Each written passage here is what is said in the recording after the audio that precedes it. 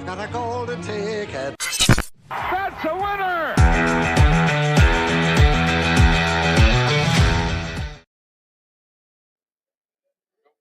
Hey guys, thanks for joining us here. DraftKings at Casino Queen. We are live here, stepping in for David. We got Tony here and Micah joining us, the UFC guy. Thank you for Micah having me. always helps us with the UFC stuff, and the Cicero kid here just joining us to as a new guest here. So thanks for joining us. Appreciate that. So what a tournament we had, guys! What a Yes. March Madness tournament that was. Yes, Underdog City. Underdog City is right. I mean, Yeah. Miami was the dog of the every time coming in. Miami, yeah. Yeah, They Miami was the one of the dogs for sure in FAU, of course, Florida Atlantic, or as I called Florida Atlantic, the retirement home in Boca Raton. Yeah. Yep. The Boca Raton retirement home, the Ballers from Boca. So they made a big run. That was fun to watch those guys. Princeton had a nice little run. Yep, Princeton had a nice little run getting here. points every game, you know. Yep. Yeah. And yeah, that was a nice tournament. Let's see if we can get the top left corner of that bracket up, and we can kind of go through what I thought was some of our favorite games. Of course, Alabama, of course, the 1 seed, no problem there. Maryland, West Virginia. I was on West Virginia that game. Maryland moved on there, and Alabama took care of Maryland. Of course, that was no problem for Bama there. San Diego State and Charleston. That was a game. A lot of people were on Charleston that game, but I said I like Charleston too. But I knew that matchup was going to be a bad matchup for the Cougars, so didn't like Charleston in that spot. But I liked Charleston for most of the year. So San Diego State moved on with relatively no problem at all. They dominated most of that game. And let's not Virginia forget, Furman. I was all over Furman actually. So Furman was That was that game we watched here, right? Yeah, Yep. yeah, that was the early game. Now, let's not forget, I mean, I paid a studio visit. I wasn't on the air that day, but if you remember, I was touting Tennessee big time. If you remember, I told everyone, Tennessee. Okay, they looked bad against, when they played Louisiana Lafayette. Yep. They looked terrible. They beat them by 3. But you knew that they had a bounce back game. They ended up beating Duke. Duke was high. We're very overrated this year. Yeah. Yeah. Well, Tennessee, everybody got on Duke because of that run they made late. Right. They probably took advantage of a weak ACC. They ran through that tournament, but ACC not as good as it usually is, with North Carolina being down, with teams like NC State wasn't very good. Wake wasn't very Forest, good. yeah. Georgia Yeah. Tech was atrocious Georgia in the Tech was ACC. atrocious. Pitt was a nobody. Boston College was nobody, right? Yeah, I didn't think NC State or maybe Pitt should have even made the tournament. I was on a team that won the NIT. They should have been in the tournament in North Texas, the Mean Green of North Texas. Yes. I thought they should have been in. How did SLU not get in? St. Louis U. Well, in the NIT they weren't in either. I didn't. That SLU just. Yeah. I wasn't high on SLU after I was going into the year, but come about like December, I was like, man, I don't think these guys are nearly as good as we thought they were. But I mean, that they didn't get in the NIT was shocking too. I don't know how did they not get in the NIT 20-13? What was their record? Yeah, I don't know how they didn't get an invite to the NIT. Yeah, but anyway. I know that selection process is a little different. I don't know. I'm assuming they didn't turn a bid down. North Carolina turned a bid down. How does that process work? The NIT? It's just all selection. It's all selected by a committee. Some teams turn it down. North Carolina turned the bid down. You're invited. It's an invite. It's it's like an honor. It's an honor to it's almost like an honor to be in there. Unless you're North Carolina, I guess. Right. I mean, they're better than their little arrogance. There has to be a little bit of arrogance there, I guess. Yeah. Unless you're North Carolina, yeah, they didn't accept the bid.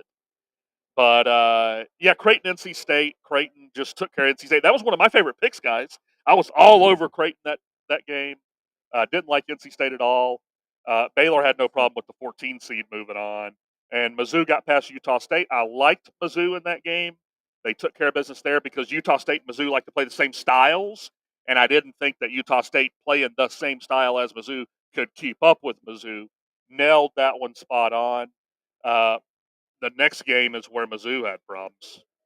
Princeton, they couldn't make threes. That was Mizzou's problem in that game. They couldn't make the three. If you go 2 for something in the first half and 4 for something for the game, I don't care who you're playing. You're not going to win many games. Especially the way Mizzou plays, because if they're not hitting their shots, they're that team that they can't get a bucket other ways. So if they're not hitting threes, they're going to struggle. So, Creighton moved on against Princeton, of course, and then San Diego State, Creighton in the Elite Eight matchup.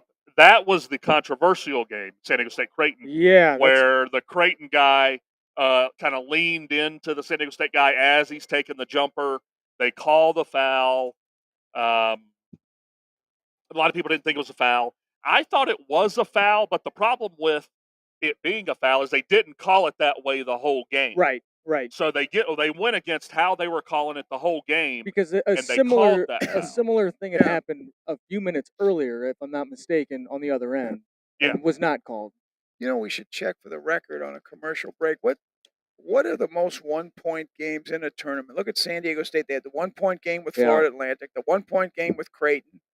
Yeah. There 1 were point game with Creighton, 1 point game with there were a lot of there FAU. were just a lot of 1-point games. I mean, there were some games where obviously teams lost by more than 6-7, but you had the 68-67 win in the first round as well. Yeah. Yep. And going towards the bottom of the bracket, the big upset, of course, the upset of the decade probably in Purdue and Fair Dickinson. So Purdue's just that team, though. They're kind of like Tennessee, right? Except they have the Canadian Yao Ming. That's what I've been calling him the whole year, Canadian Yao Ming. So, outside of having Canadian Yao Ming, they're kind of Tennessee. And with Tennessee can't buy a bucket, they go 5 minutes without scoring. Purdue can do that too, where they go 5 minutes without scoring, and teams like, guard-laden team like Fair Dick can take advantage of them. So that's going to be the upset of the decade there. A 16 just doesn't beat a 1, obviously. It's only happened when UMBC beat Virginia Yeah, what about was the 4 other? years Yeah, ago. there I was. think it was 18, 5 But, years but ago. prior to that, it had never happened. Never right? happened. Right. Right, Past, 16 There had and been 1, 2 and There's 15. been some, because I don't want to. We got to go back to what 03, 04. Norfolk, right? State beat Yep. Mizzou. Yeah, Norfolk Yep. beat Mizzou in like No, that 14, was 2014. was it 13, that 14, 14? Yeah, Okay, something like I that. thought it was like About 04, a decade ago. Yeah. Norfolk, Virginia. So. Hey, Yep. I always say, look, they field a team. I lean to underdogs, and when you field a team, when you're in a 1-game do or die, the coach gives you that. You're not going to embarrass this university on national television. These kids play their hearts out. I mean, sure, you got the 20-point blowouts. As you see the UConn with Iona, but I mean, for the most part, a lot of these games were close games. Yeah, speaking of Iona, did you hear who Rick Pitino went to? He went to Went back to home St. to St. John's. John's. That makes sense. He knew the minister, the reverend there, whatever, who runs the university. It made sense. It makes sense. So he'll put him back on the map, maybe. Yeah, I mean, I'd be shocked if St. John's isn't back on the national Couple scene. years, Maybe next year with the transfer portal, the way things are. But it definitely in 2 years, Pitino should have them back. I mean, look what Pitino did with Iona. The Gales, he was running through the MAAC conference year after year with Iona. And So, to think today, April, right? So today's April 6th. Let's just fictitiously say it's April 15th. Hope your taxes are done. No, October. Wait a minute. October 15th is Midnight Madness. We're 6 months away from the start of college basketball season. October 15th is Midnight Madness. Okay. When they start, they could actually start practicing on October 15th. So it's really going into the 14th at midnight. Then they all, a lot of these schools, it's a lot of hype. Of course, they, kids come out at midnight, 12:01, and start practicing. Yep. So in reality, we're 6 months away from that. So October's one of my favorite times.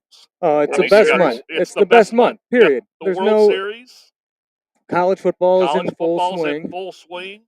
the start of the NBA start of the season, NBA, start of NHL. Yeah, Uh, you're 6 weeks into the NFL. It's right? it's the college football to me with that like fall, You got you got football on Saturday, football on Sundays. A lot of times that's when like the season is in full swing. You got a lot of big games. I know you're a college football guy as well, so Absolutely. just there's nonstop sports throughout the month of October. Yeah, one of my favorite months for sure. But yeah, the rest of the bracket was FAU escaped Memphis, which that was funny. FAU makes the Final Four run. Did they escape Memphis? Wow. Memphis had the ball up one with 20 seconds left, and Kendrick Davis, Memphis Stars guard, turns the ball over. FAU gets it, drains a game winner. So they got out of the first round and made a run to the Final Four. So, now, do they win that game if it's against Purdue? That second round game? yeah, I had FAU beating Purdue in my bracket. Really? Or no, I'm sorry, I had Memphis beating Purdue. Oh, I okay. had Memphis getting on. Okay. And outside of that debacle at the end, they would have moved on.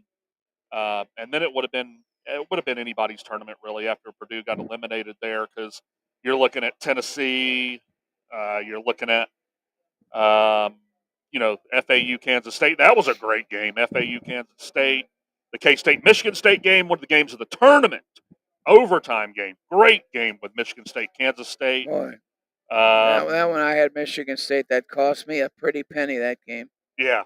One game that I thought I had a 15 seed given Marquette some trouble, but Marquette breezed by Vermont. Vermont's one of those teams in the American East that they love their home court. Nobody ever goes into Vermont in the American East Conference and wins. So Vermont just didn't put up a fight against Marquette. They moved on, and Michigan State took care of Marquette. Yeah. And that set up that matchup of K-State, Michigan State, one of the games of the tournament. It's tough to bet against the Catamounts from Vermont, though. I'll tell you. Yeah. And then when they're getting 10 points. Yeah. Vermont's a fixture in this tournament. Yes. They're year in and year out. The Catamounts are in the tournament because they just run through that American East Conference. Just run through it. So Right. I like betting them during the regular season. And if we could just touch back on Fairleigh Dickinson as we, the fluke of it all. I mean, they weren't even supposed to be in the tournament because Merrimack, who was it, Merrimack? Merrimack. They have some rule with the NCAA. You have to sit on the sidelines for 2 years when you switch conferences. So, I mean, here's Fairleigh Dickinson. They upset Purdue. But again, these kids, I mean, look, they field a team. People say, how do you bet a bottom feeder like that? I bet bottom feeders, hey, they field a team. When we get into baseball, we'll talk about it. I mean, everybody, well, I won't even, we'll wait for after the commercial, but I mean, baseball, I love betting the underdog in baseball at home.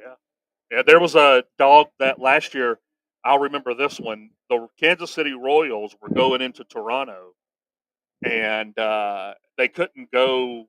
Half their team couldn't fly into Toronto because of the COVID vaccine requirements.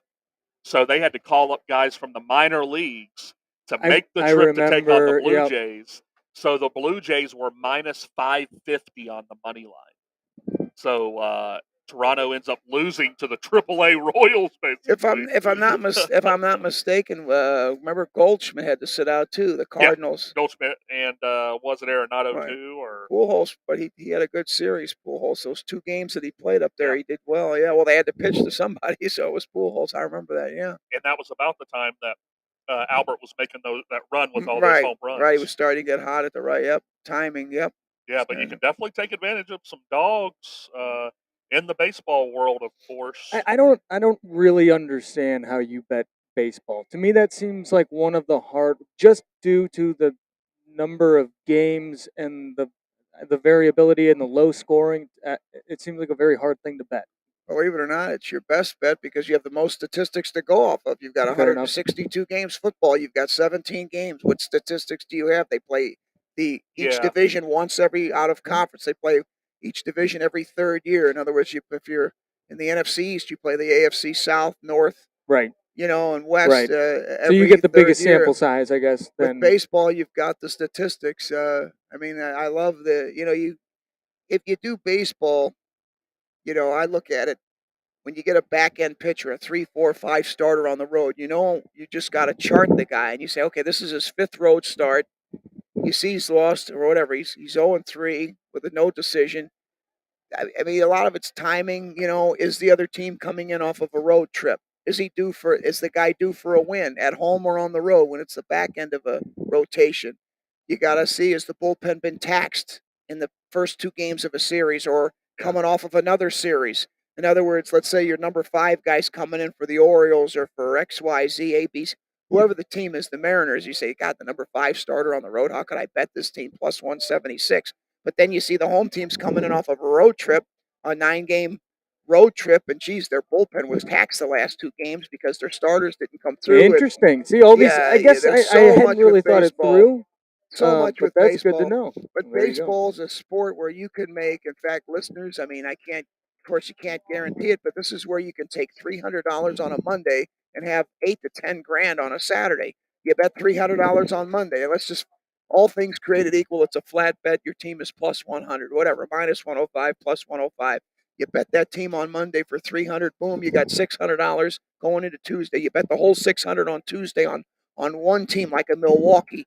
I had Milwaukee the other night against Scherzer. I knew it. It's early in the year. Scherzer's on the road. You got Milwaukee at home. Milwaukee ended up winning 9-0. I had them plus 136. Swept the Mets. Well, they swept Brought them. out That's the right. brooms. But I didn't bet them every. I wish I had bet them every game. But in other words, you look for. Doesn't have to necessarily be always a plus. You get a plus or a favorite in there, a minus 120 or a minus 140. But then the next day you're winning with a plus 140. But the point is, let's just keep it all things equal. You got an even money, plus 100. You bet the 3, you've got 6 on Tuesday. You bet the 6 on Tuesday, the game wins. Now you got 1,200 on Wednesday. You bet the 1,200 on something. All right, you lay 12 to win 1,000. Now you've got 2,200 on Thursday. Thursday, you bet the 2,200, or heck, maybe you want to put $200 in your pocket, or put the 300 you started with. Now you got 1,900 on Thursday. You bet the whole 1,900 on Thursday. For mathematical purposes, it's even money. Okay, now you got 3,800 on Friday. You bet the whole 3,800 on Friday on a minus 105 or a plus 110 or a minus 120. Now but again, for mathematical purposes, you got 3,800. Now all of a sudden, you're Friday going into Saturday, you got $7,600 on Saturday, and you put your $300 back in your pocket. So you lose nothing, or you could, like I said, now it doesn't mean you're going to win, but you win 1 game a day. I mean, if you really want to go for the sky and go to 10 or 12 grand, you pick 2 games, an early and a late game, maybe on a Saturday or something. Is that always a strategy to always go with? Well, that's how you build Again, a bankroll. That's right. my strategy. And you could do it in the NBA and the NHL as well. But you have to be a student. You can't, if you don't bet every day, you still have to look at the board. You have to say, who did what last night? I didn't bet anything last night, but I'm still looking at the scoreboard. Okay. You know. Yeah. So, yeah. Interesting. Yeah. Do you ever mess with the minus 250, minus 300 if I do, it's in a parlay. I usually, Okay. I mean, Yeah. once, I mean, if it looks, I mean, sometimes you just have to. Kershaw at home. Yeah. Walker Buehler at home. Do you lay the 330? Why wouldn't you lay 330 to win 100? Are you going to get, I mean, you can't even put up 300 in the stock market and get $100 back in the same day. I mean, it's, you know what I'm saying is, I mean, it's, you look at the stock market. Are you going to make that much on Wall Street, lay 300 and walk away with 100? So, I'm a capitalist, but I haven't had much luck in the stock market. I like sports. You know what's going to happen in 3 hours. If you're going to invest $300-400, why buy 100 shares at $4 a pop and wait 6 months? Heck, let's jump on Michigan State. Let's jump on San Diego State plus 7.5. Let's jump on the San Antonio Spurs tonight at home.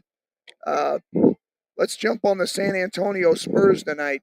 I like the Spurs at home. I mean, Portland is totally, they're resting their whole team.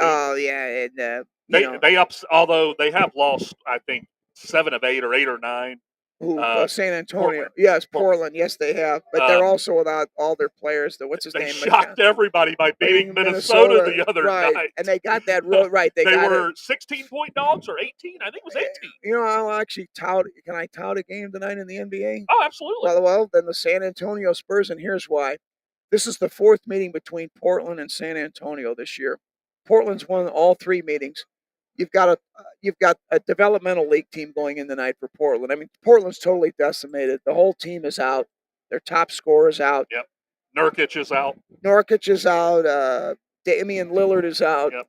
You take the Spurs tonight, people. Lay the 4.5. If it makes you feel good, lay the minus 180. Or you could money line them, or you could just buy the hook. I always say buy the hook and go.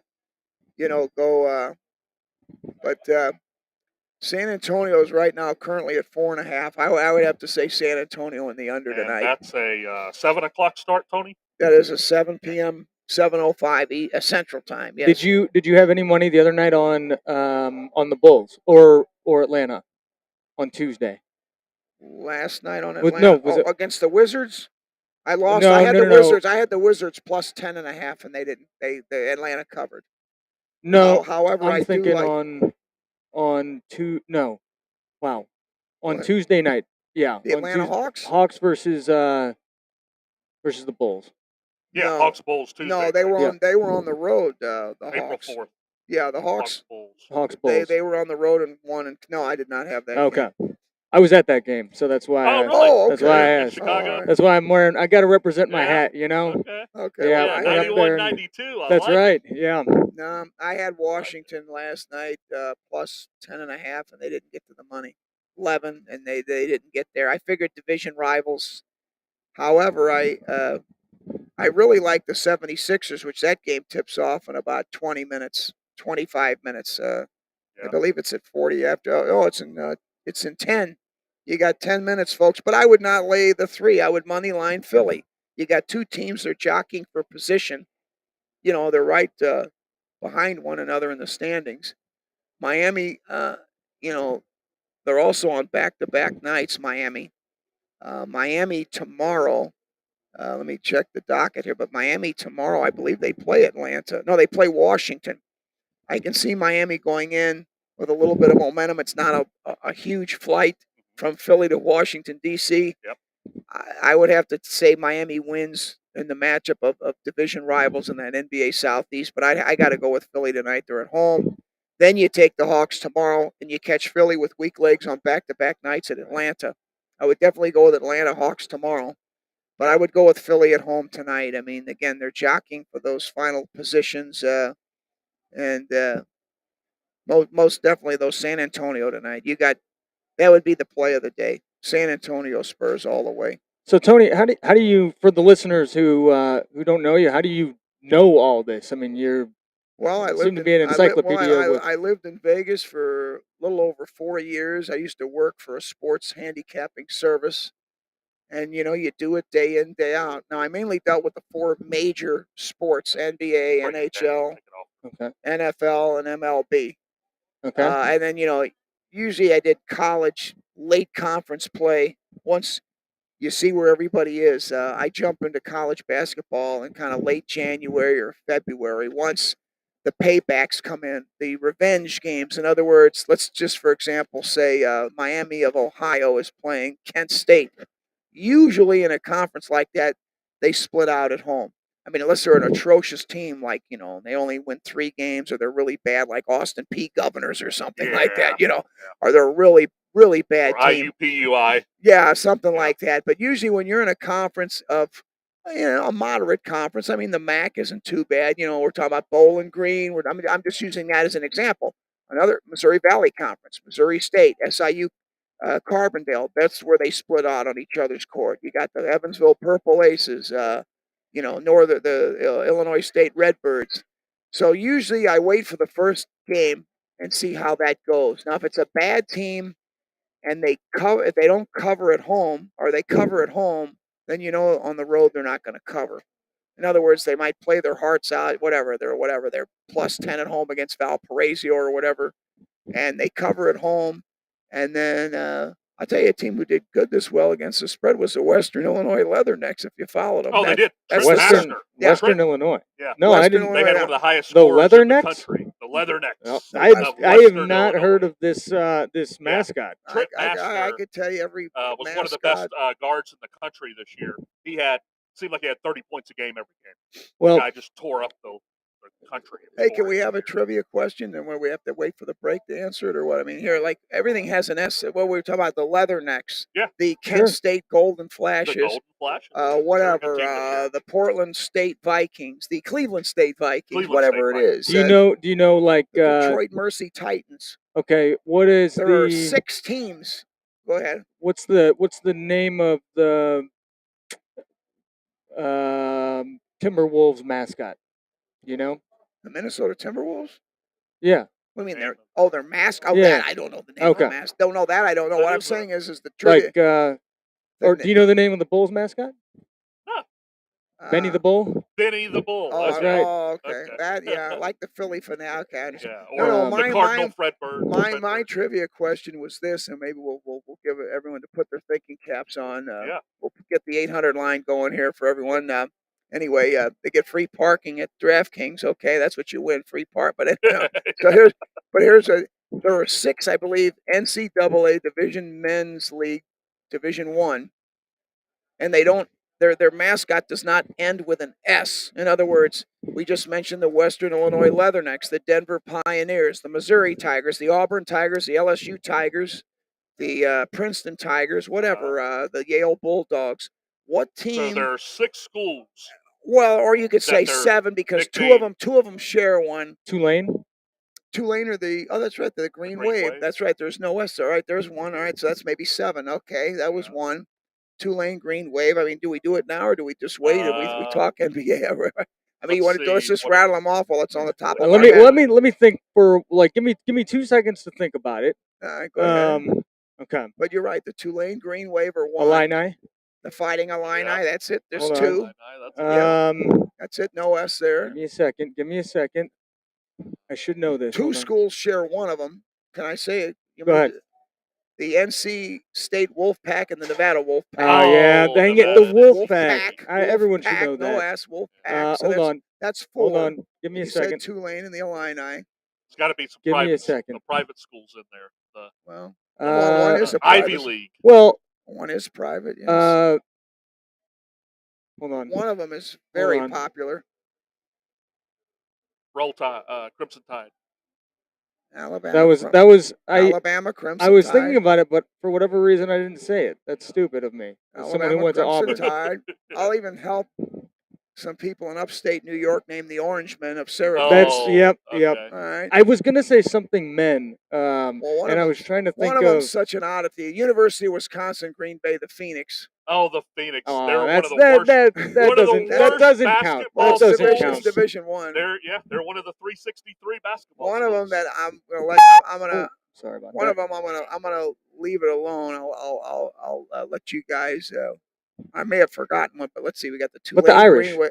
Oh. That's it. I didn't want Yeah, to say the anything. Irish. That's Boom. 8. There's 8. Notre Dame Fighting Irish. Yeah. There's probably one more in there. We just have to stop and think about it. I feel like there's. I mean, the St. Mary's Galloping Gales, that has an S in it. Yeah, that wouldn't be Yeah. it. The Portland Iona Pilots. Gales. my Portland mom's high Pilots. school was the Freeport Pretzels. Oh, all right. Oh, Well, that's an wow. S. Yeah. Pretzels. Yeah. Yep. It's just an That's- odd mascot in Wow. general. Right. Wow.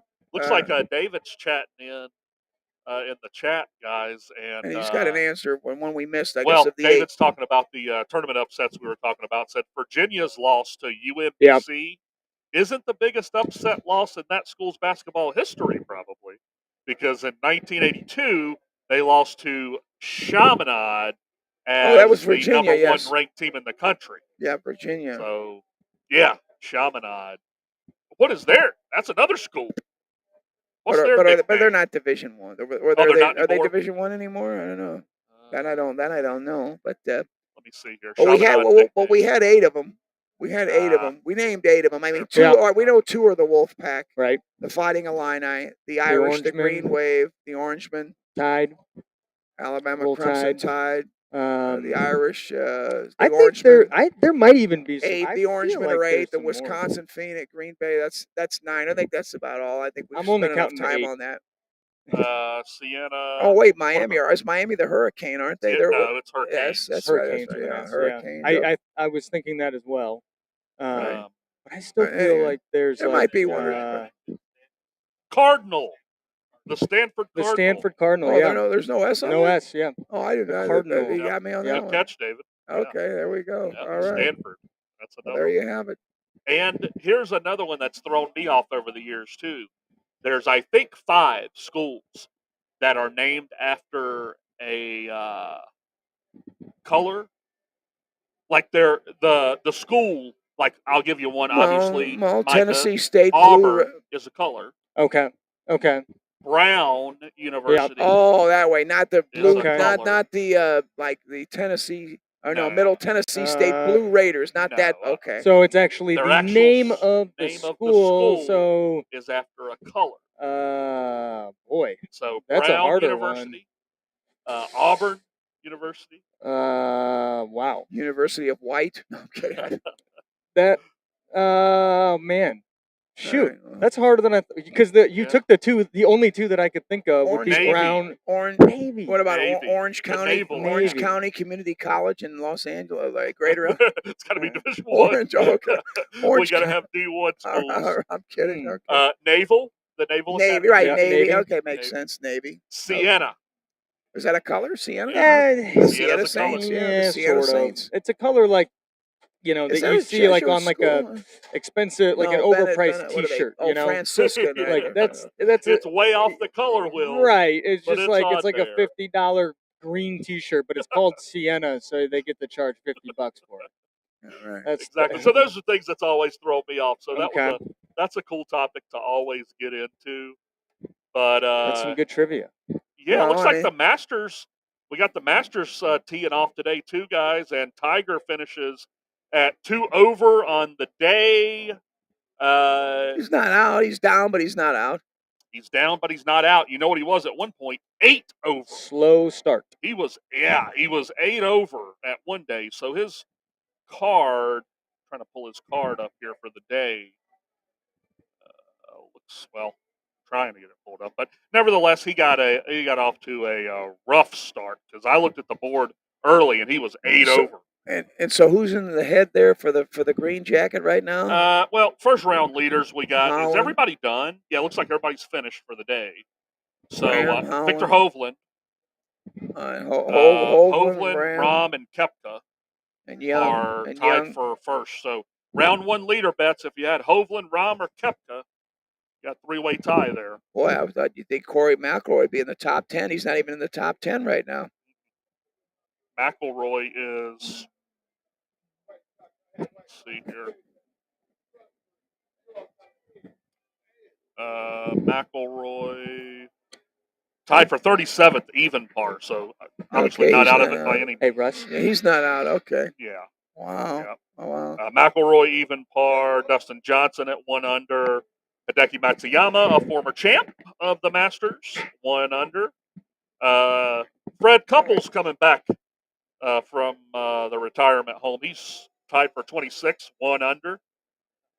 And Colin Morikawa at 3 under. Justin Rose at 3 under. So, yeah, have some Masters to look forward to this weekend. So get some action in there on the Masters guys.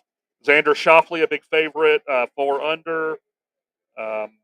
Jason Day sitting at 5 under. The Aussie sitting at 5 under for Jason All right, Day. well, let's see who the favorite was coming out of this thing. Well, we got. Well, that's head-to-head matchups there. Oh, I'm sorry. It was probably John Rahm. Yeah, Okay, Rahm's was it always Rahm? a favorite. Rahm, Yeah. all right. Rahm's probably always a big favorite. We had Mike Whistler on last week talking some golf with us, and that's always fun when Mike gives us some of his time to go over some golf. But yeah, we got some Masters to look forward to this weekend. Cicero Kid giving us his best NBA picks for tonight. So yeah, why don't we take a quick break and we will. 2 and 2. We'll be back in 2 minutes and 2 seconds, or no? Yeah, we'll take a Alright. quick 2-minute break, Alright. and we will be back in 2 minutes to recap the NBA and recap the rest of that tournament. And some NHL. It's already Yep. off and running here. Florida. Domination. I've got a golden ticket. That's a winner!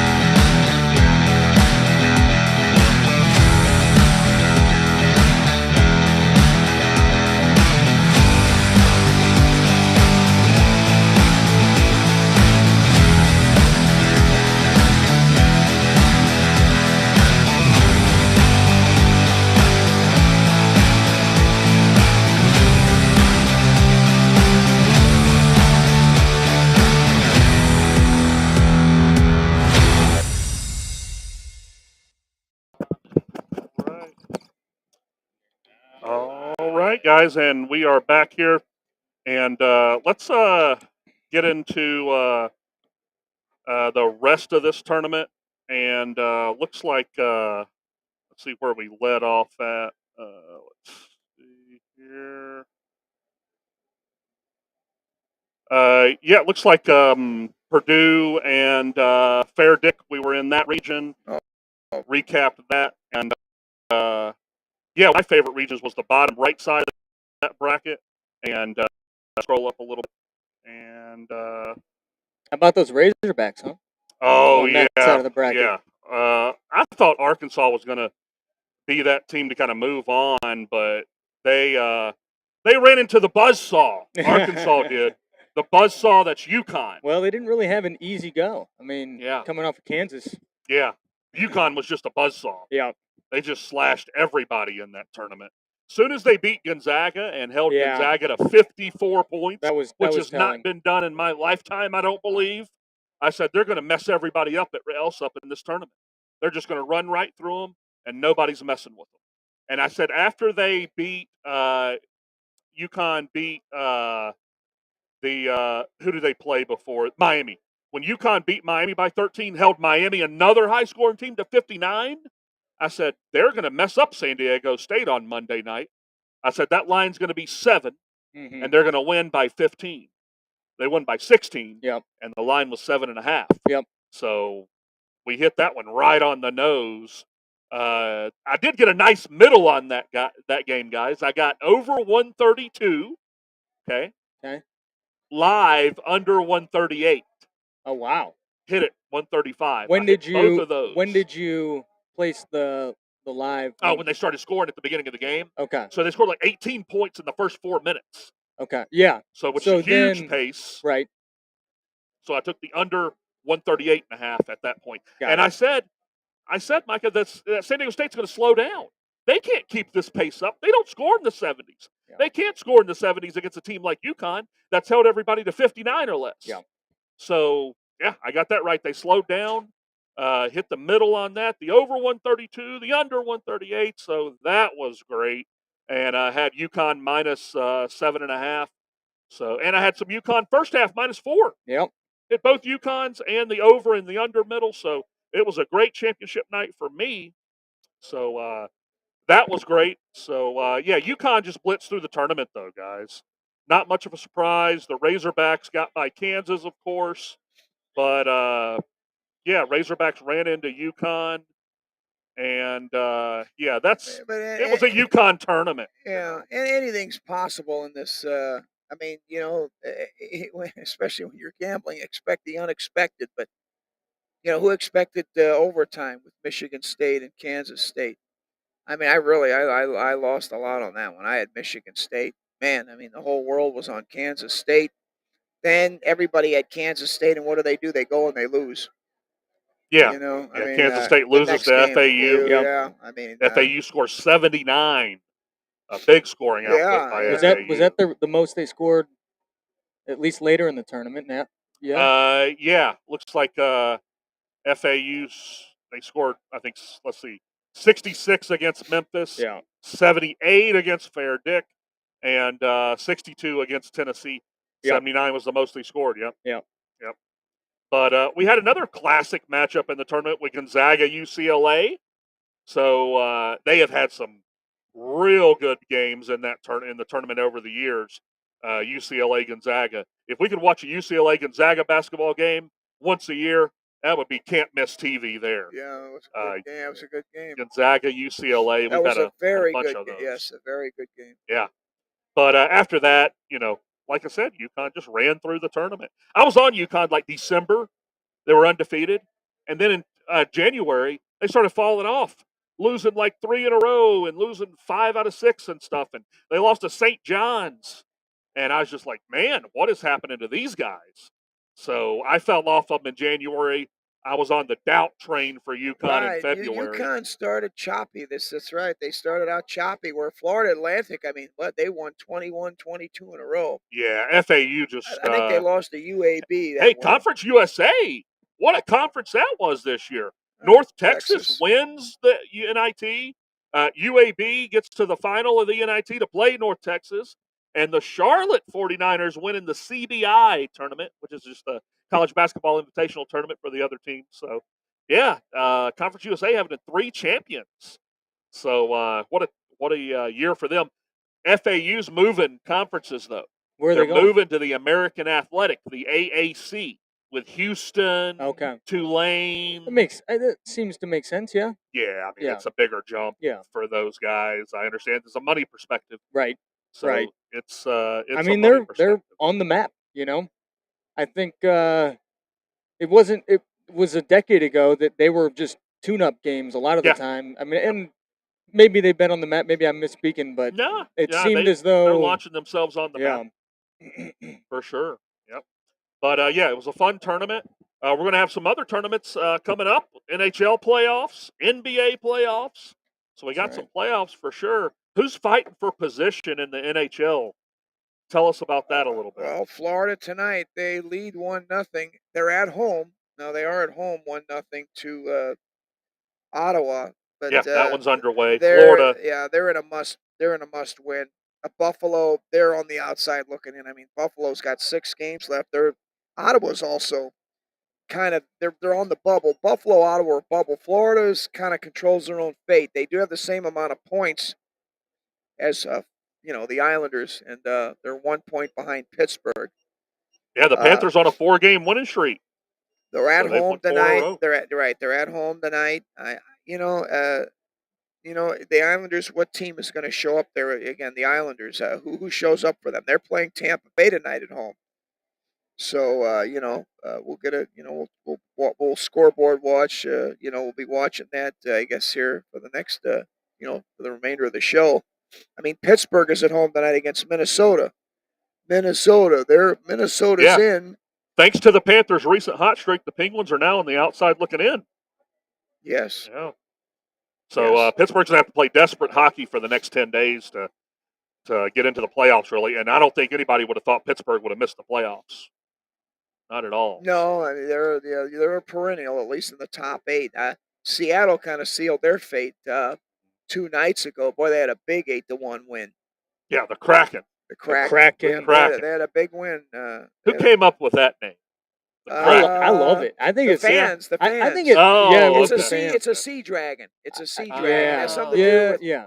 It's that town. You got the Seattle Mariners, the Seahawks. yeah. So everything has to do with Sea-themed the water. sea. Right. Yes. Yeah, Yes. sea theme. I thought it was cool. I have a buddy who lived up in Seattle for a long time, and they all loved it. They seemed to really rally around. Similar, I mean, with the Golden Knights and new NHL programs seem to do a lot for themselves. Yeah, I've always thought Vegas is kind of that weird city Oh, where yeah. nobody's from there. Right. So it's Well, a you would bunch know. Of, I mean, it's a bunch that's, of transplants. it's an interesting town. As someone who's kind of a 2-nighter tops in Vegas, what was it like living there and how did you kind of get into the sports betting sphere? I needed a job and they were hiring. Basically that's basically how it was. I was in Vegas in a very rough time in the country's economic state. I was there during the crash of the 08, Yeah. 09, the Yep. crash there, and I'll tell you, I mean, it was there wasn't much work available. Casinos weren't hiring. I stumbled across a handicapper by the name of Lou Diamond. He had won that HBO. He had won a couple of contests with HBO.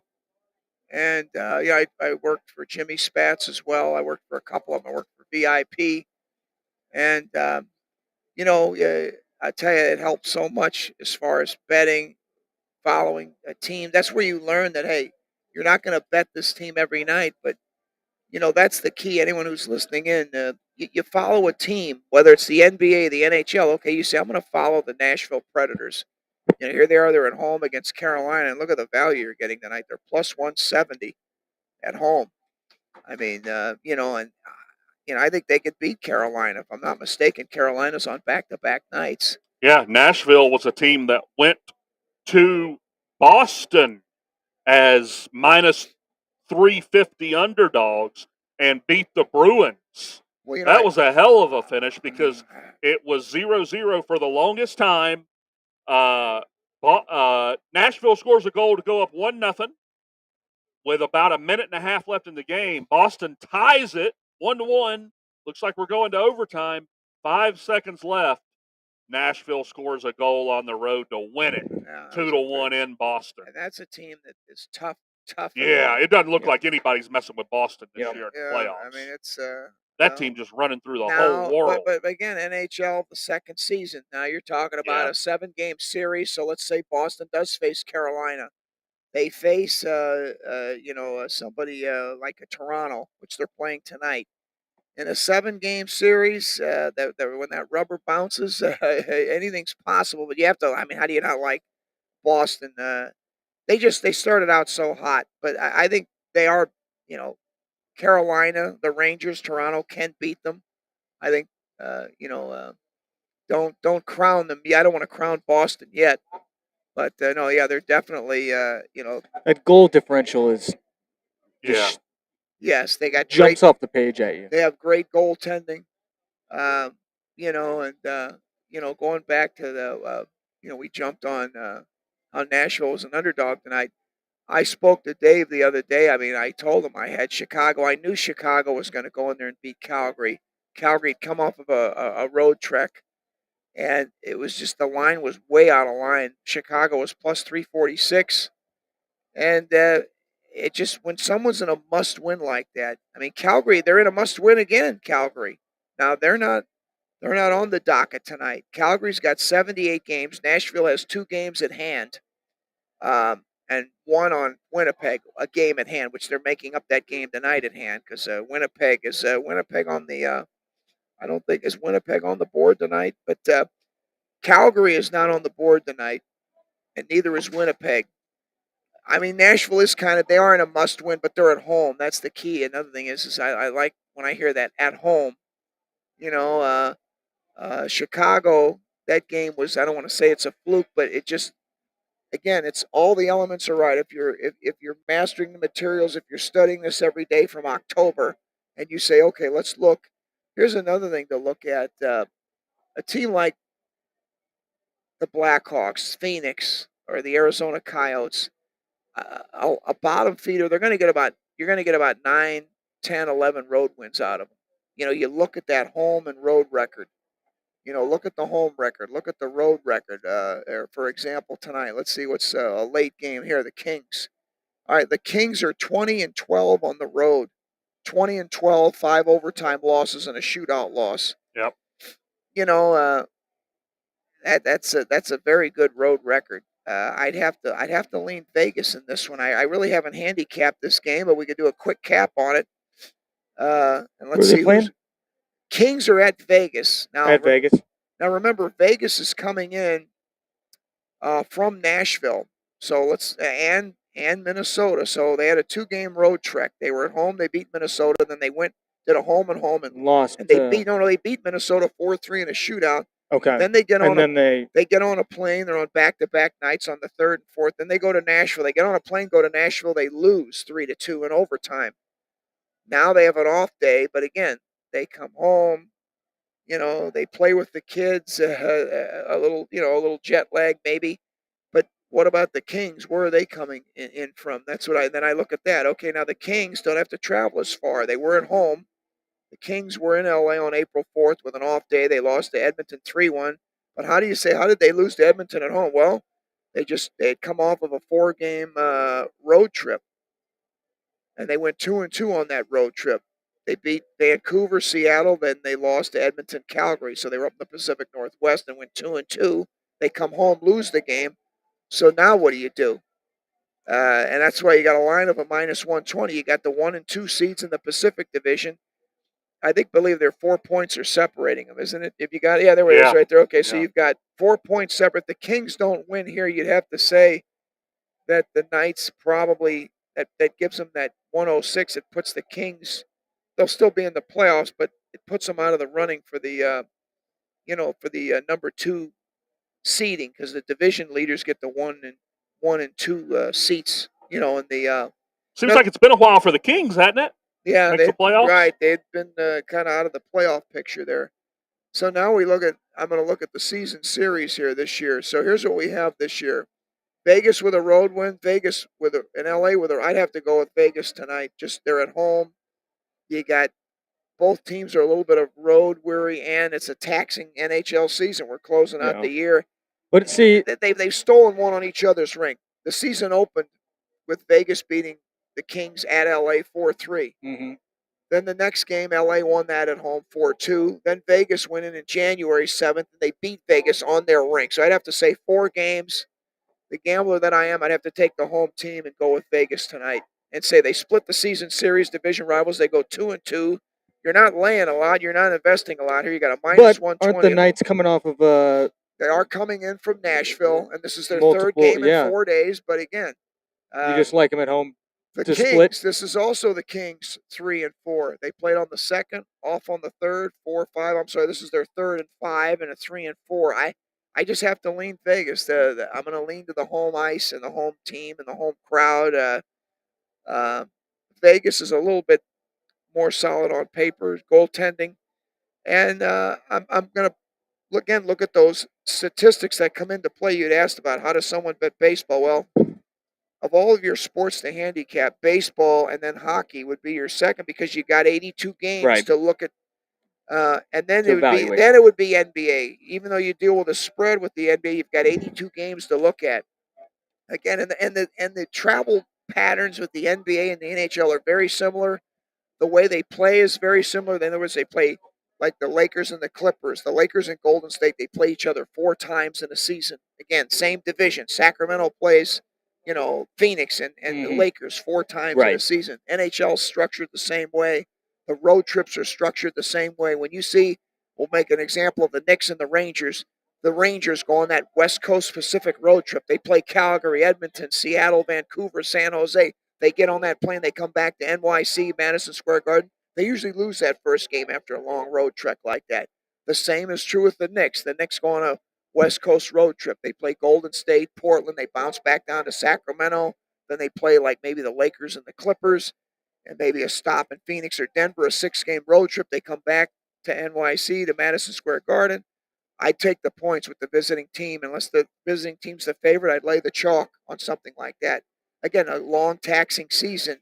Yeah, the Knicks were a team that started off slow, but last month and a half they've been turning it Right. on. Said it's playoff Yeah, time. I mean, just the It's patterns. playoff time at the Garden. Patterns are so similar in the NHL and NBA outside of a spread and hockey's money line. But on this one, I got to lean with the Knights tonight.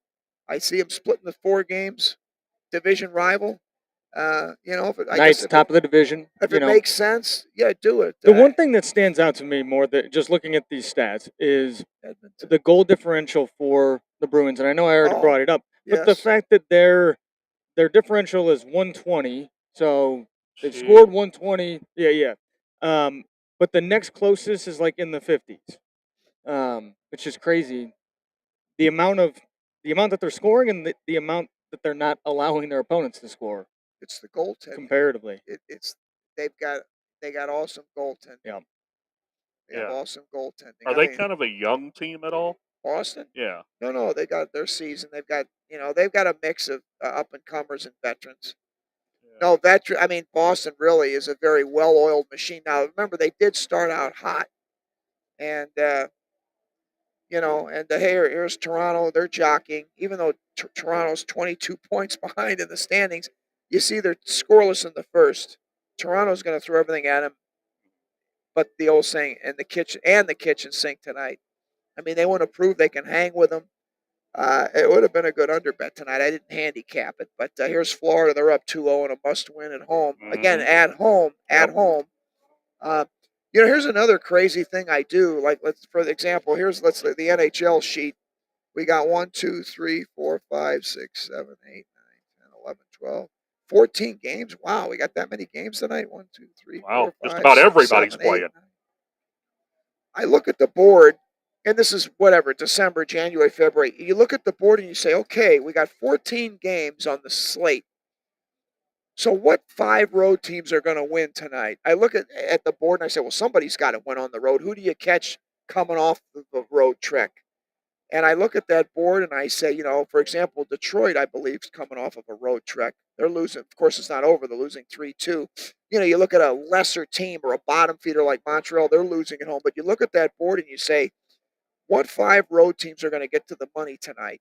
The Rangers. Everybody would look at that against the Blues and Yeah, think, I kind of like the Blues tonight. Maybe we could quick cap that one. I don't see how. I mean, the Blues, we lost up at Madison Square Garden, if I'm not mistaken, correct? Yeah, they lost earlier in the year. We lost up there. We got Bennington's in the net. Halleck is playing tonight for the Rangers. It says it's probable. But all right, last time, boy, the Blues really took a beating in December, 6-4. Now, were the Rangers, did they play last night? That's the other question. No, they haven't. Now, the Rangers haven't played for 2 nights. They've off the 3rd and the 4th. They did beat Washington on the road 5-2. Yeah, that was and at Buffalo. Yeah. Boy, they've had some gaps in that. It was I'm sure they went back to NYC after that one, April 2nd. I'm sure they weren't going to hang out in St. Louis for 2 nights. Now, the Blues have been at home, though. The Blues have been comfy at home. I tell you, for a value bet, I'd have to go with the Blues. I mean, they play. What are they, plus 130-ish? Well, yeah, and not only that, it's not only that they're actually plus $1.40, but but it's not only that. Tarasenko's coming back. Vladimir Tarasenko's coming back. I mean, the Blues 35-35. We're 16-16 at home. Boy, 19-19 away. I mean, do the Rangers do they really dominate that much on the road? Do they pick up their 10th road loss? See, I look at all of this. I played it. They're playing their number 2 goalie in Halleck. They're giving him the start tonight. Do the Blues pick up 2 points tonight? The question is Dave lucky? That's the big question. Yeah, is he a lucky? David's at the game tonight, leaving us by ourselves. He better bring home a winner. I'm just saying. David is at the hockey tonight. So we got some hockey round in the corner, ready for some playoff action in hockey. So other than that, guys, let's take a break, and when we get back, we'll do a little NBA and see what Micah's got up for us on the UFC. Looking forward to it. Sounds good. We'll see you guys. Domination. I've got a golden ticket. That's a winner!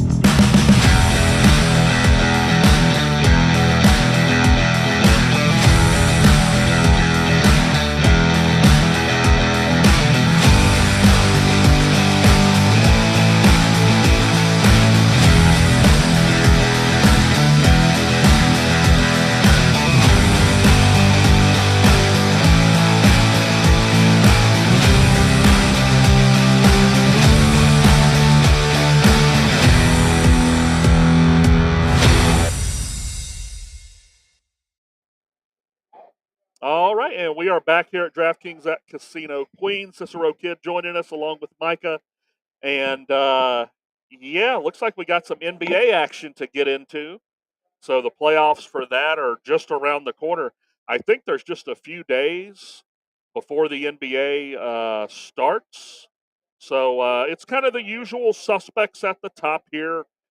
Philly, at the top in the or near the top in the West. Looks like we got Celtics and the Bucks. So it's kind of the Philly, Celtics, Bucks. Milwaukee's kind of running away with it, I think really.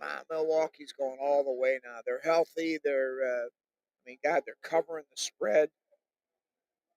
I like the Bucks myself. I don't care if they play Phoenix, if they play whoever gets in there. I can't see Golden State getting there though. I don't see them getting to the money. I just don't see it. Yeah, the champ's not getting there, huh? Well, it was they have one of the worst road records in the history of the NBA this year as a championship team.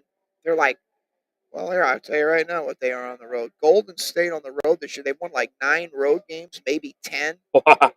on the road. Yeah, they're 9-30 on 9 the and road. 30 Yeah, that's not going Holy to get cow. you. on the road. Now, No. however, at home they're Wow. 33-8 at home. Yeah. 33-8 at home. Okay. Right. So I mean, but tonight, I'm Yeah, sorry, look even at that just glaring 9 and 30 yeah, no, they're not a for good Golden State there. Wow. you know Just an atrocious road record. Just an atrocious road record for I, Golden State. But looks like I love Denver and Memphis at the top of that. Memphis getting Ja Morant back now, so Yes. obviously that's real good for them. And the Joker just maybe securing an MVP out west. It's going to be probably him and Joel Embiid battling for that MVP. I see Sacramento maybe going down in the first round. I don't know who they're going to face yet, but Probably Golden State. I mean they're a good team, Sacramento, but The Clippers and Golden State are same record right now, 42 and 38. So let's see if the season ends today. Sacramento would play the Clippers. 3 plays 6, 4 plays 5. I like Phoenix. As long as they stay healthy, and Durant, obviously they're saving him for the playoffs. They made the Right. trade at the deadline. I really think it's going to be another Phoenix Milwaukee final. I mean, does Denver have enough outside of Murray and the center, Nokic to get over the hump? I mean, I just think they're missing another bench player. They're still a piece or two Yeah. away. Yeah. Regular season maybe again in a 7-game series. When you're facing someone every day for every other night for say 13, 14 days, because it's always play one off one, play one off one. The nuances, you see little things in your opponent that and you get acclimated to their court, even though it is a road game and there's a little bit of noise from the sixth man or whatever you want to call the home team. There's just again the nuances. You just and especially if it's the same division you're playing, then you have a little bit of an edge. You can go in there and at least steal one on their court if you have to. But this Ryden game, I guess it's gonna. Well, we're gonna find out who it's gonna be. You got New Orleans, Minnesota. The Ryden game in the Eastern Conference is Toronto and Atlanta. Of course, Atlanta. I mean, that's the whole thing. Is Atlanta wants to beat. Boy, what a game coming tomorrow. You got Philly. Philly plays Atlanta tomorrow. Of course, Miami leads the Heat. Miami leads the Sixers right now. Philly's trying to jockey for second position, but I just don't see him catching. Yeah, how the playoffs work is 7 will play 10, as you see on the screen there. If it ended today, 7 will play 10 as the Heat play the Bulls in the East. Yes. And then the Hawks and Raptors will play with 8-9. And then those two teams would move on and play the 1 seed and the 2 seed. Yes. So any shot that Miami, Atlanta, Toronto, the Bulls, any shot that they could beat the Celtics or Bucks?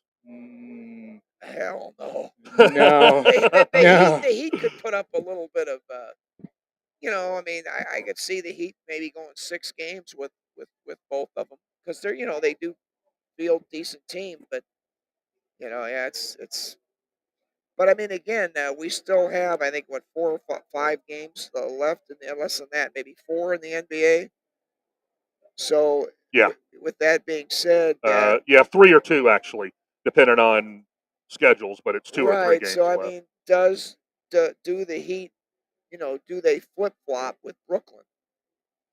You see what I'm saying? Is for the Yeah, yeah. There it looks like that's what they'd like to achieve. I just don't Miami see. has 3 games left. Brooklyn has 2. So we could. Right now, there's a game and a half difference between Brooklyn and Miami. So the Nets are a game and a half above the Heat.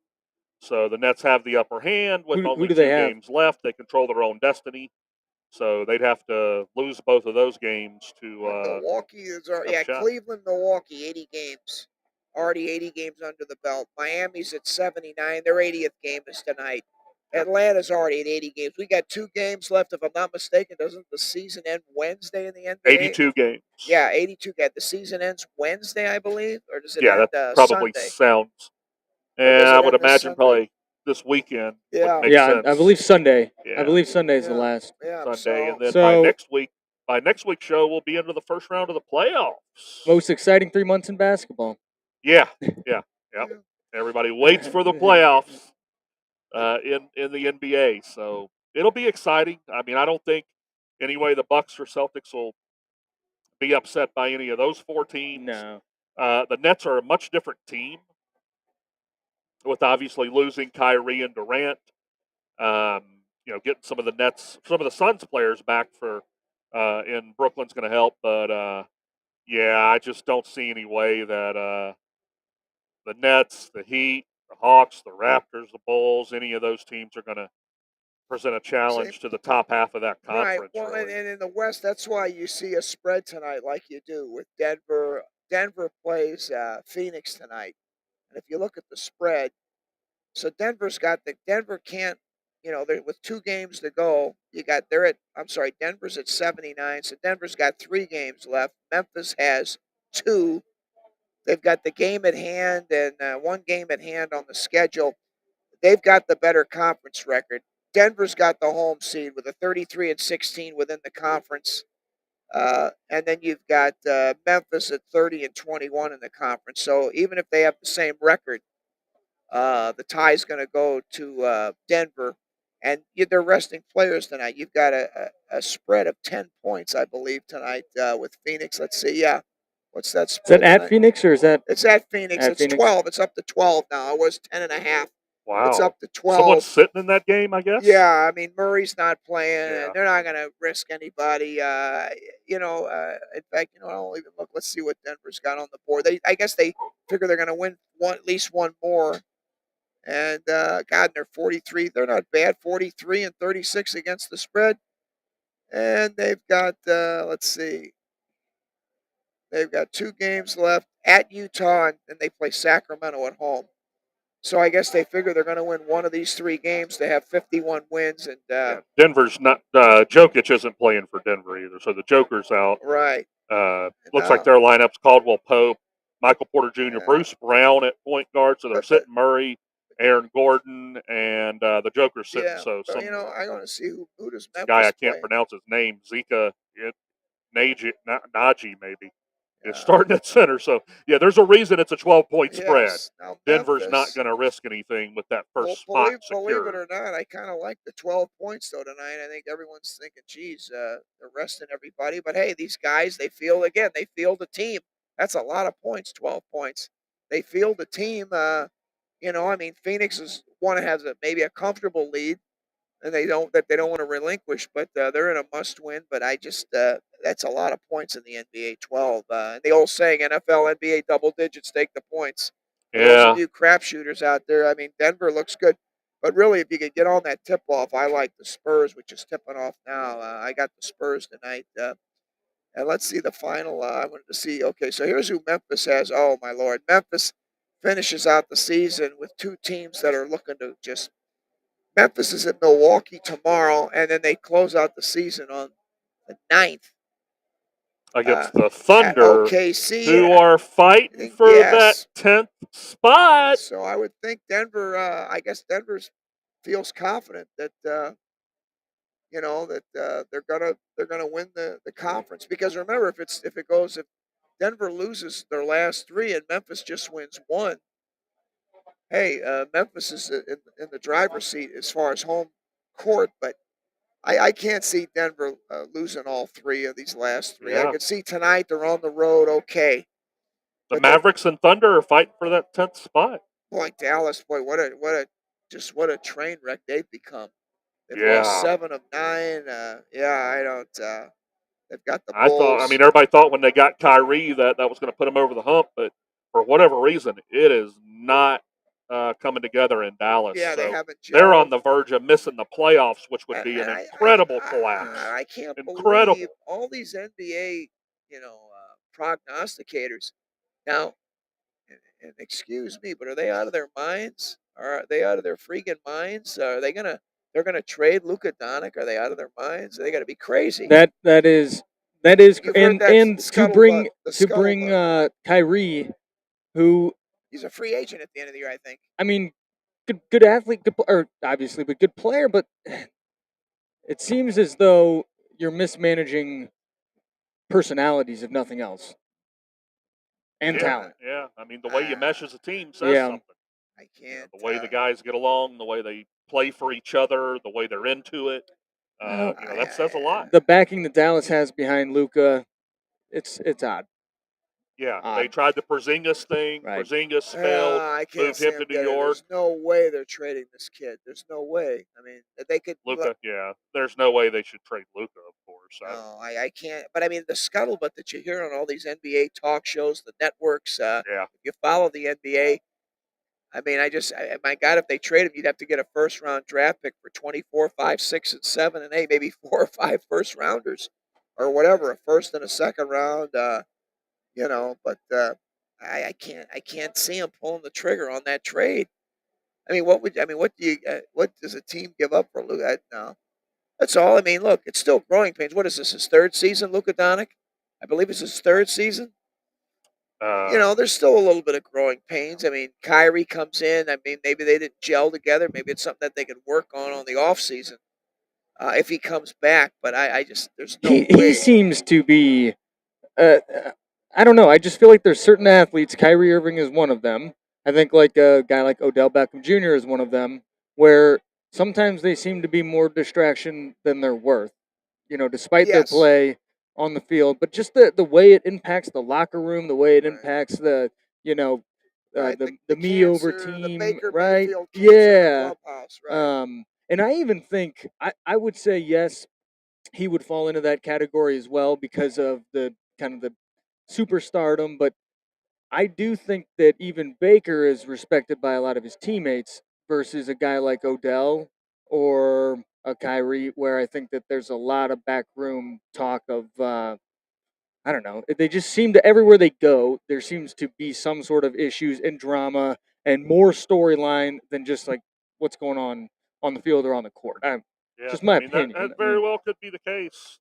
It seems to be the case. Well, it just seems like Kyrie is they're not meshing as a team right. for whatever reason. But if you look to the top half of that conference, is there any way that the Mavericks, Thunder, Timberwolves, Pelicans, Lakers, of those play-in teams, and possibly the Warriors or the Clippers, because they're only a game back of the Pelicans and Pelicans Lakers. are banged up. I can see the Pelicans making the playoffs, but do they go very far? Well, they're going to be in that play-in game, so they'll have to. But I mean, without Williams, without Zion Williams, I mean, they're too banged up of a team. Yeah. I don't know if there's any way they're beating Denver, Memphis, the way Sacramento's been, had a great season, 48-32. Yeah. Phoenix has Durant, obviously. Sacramento is a good team, but I could see an upset coming, a 3. They'd be the 3 seed. I could see a 6 seed beating them. Yeah. I mean, if the season ended today, it would be Sacramento playing Golden. Yeah, I could see Golden State beating them. You're talking about really no road game for either team. They're 85 miles apart. Sacramento to San Francisco is only about 81 miles. So it's not much. It's like us driving down to Cape Girardeau. It's not much of a road trek. Right. Sacramento 25-15 on the road. Right. That's what I mean. Is Golden State a horrible on the road this year? But again, that would be the best. That'd probably be a dream matchup for Golden State if they want to go to the second round because that's not that much of a road burden. Going up to Sacramento, 85 miles. That's nothing. It's a bus ride. I don't even think they would take it. They fly. I think they would take a bus and something. But Yeah. Anyway, you could see a 7 versus 2 upset, or an 8 versus 1. Denver losing to the Lakers or something. yes, I could see Denver losing to the Lakers. The way the Lakers have been playing The lately, Lakers are. I mean, the kind of Lakers getting are healthy with Anthony Davis. right, and LeBron, and it's playoffs, and if they lose it, it's going 7 games, and it's because the Lakers steal one on obviously Denver's court. Yeah. It's going to be the home teams prevail, and Lakers get lucky on the road if they go down in the first. But that's if Denver's 1. Memphis is 2, and who are we talking about being the 7? New Orleans or the Clippers? Yeah. So the play-in right now would be Lakers, Pelicans, Timberwolves, Thunder, with the Mavericks on the outside looking in. Yeah, I'm gonna But write. they have the same record with 2 games left of the Thunder. And then we have to find out in the conference, like what's the conference record between the Thunder and the Mavericks, because that was what the writer would be to it. So there's the conference, is the third column over. So Dallas has them on the Mavericks conference. have them on the conference record, so that's So the if they tiebreaker. have a tie, and then because they play each other 3 times, I believe, this year, and the reason is because they are in separate, same conference, different division though. Yeah. Believe it or not, Oklahoma City's in the Northwestern Division. They're still the old Seattle Supersonics. They're in the Northwest. They're in with Minnesota. They're in with Utah. They're in with Portland. That's their Quadrant, division. yeah. That division. But that is a tough call. But record. Well, first of all, record's going to prevail. But then if it's a tie, it goes to the conference play. I mean, you'd think Dallas has the talent, if Kyrie can put it together with Luka. Hey, I mean, they upset Phoenix last year. Yeah. And I'll never forget last year listening to all the prognosticators. This is, of course, the championship game with Milwaukee and the Eastern Conference Finals game. It was the finals with Golden State and Boston. So Game 6 was in Boston. And all they talked about was Game 7 in Golden State, Game 7 in Golden. And I'm so dumb I didn't bet that game and take Golden State, because I keep saying to myself, why do they keep talking about a Game 7? They haven't even tipped off for Game 6 yet. That's all they kept talking about on the NBA network, on the NBA, and every sports talk. They kept saying, oh, well, when it goes back to Game 7, there never was a Game 7, folks. It was Golden State wrapped it up at 6. They won it in Boston. I mean, I just see, there's little things like that you listen. Sometimes you got to have your thinking cap on. Why do they keep saying that? They put the jinx on Boston. They kept saying Game 7. They had even tipped off for Game 6. Right. And then here it was Golden State. So one thing I do like about the NBA now with the write-in and the 7 through 10, maybe it had something to do with the coronavirus, but you see a little bit more parity.